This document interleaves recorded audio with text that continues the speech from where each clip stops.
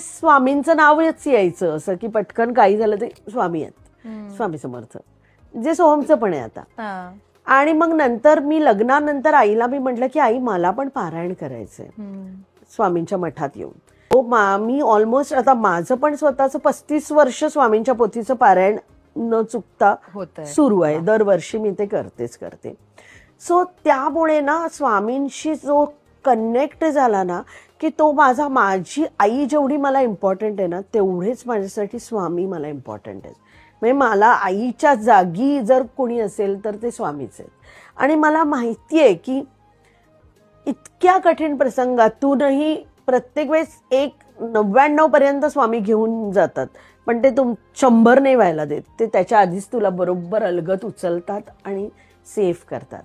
आता आदेशच्या दुधीच्या ज्यूसच्या बाबतीतला जो अनुभव आहे, तर त्याने तर तो दुधीचा ज्यूस प्यायला आणि त्याचं म्हणजे ते पिऊन वाचणं नाही आहे, कोणीच नाही. आदेश is the only one person.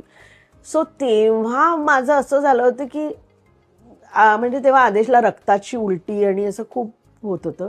आणि मला डॉक्टरांनी सांगितलं अजून एक जर याला रक्ताची उलटी झाली ना तर ही विल नॉट सर्वाइव्ह. आणि त्या माझ्या असं पटकन मनातून म्हणजे माझं असं पटकन आलं होतं की नाही त्याला नाही होणार रक्ताची उलटी, एवढं तर स्वामी करूच शकतात माझ्यासाठी.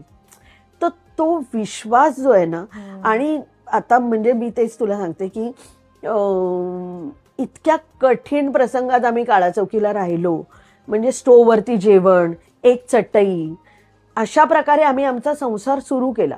सो ती मला स्वामींनी दिलेली साथच आहे की आम्ही पवईमध्ये राहायला आलो, आमचं करिअर एक मार्गाला लागलं, नंतर प्रोडक्शन, सगळ्या जी काही प्रगती आहे ती निव्वळ आणि निव्वळ स्वामींच्याच कृपेमुळे आहे, ह्याच्यावर माझा ठाम विश्वास आहे.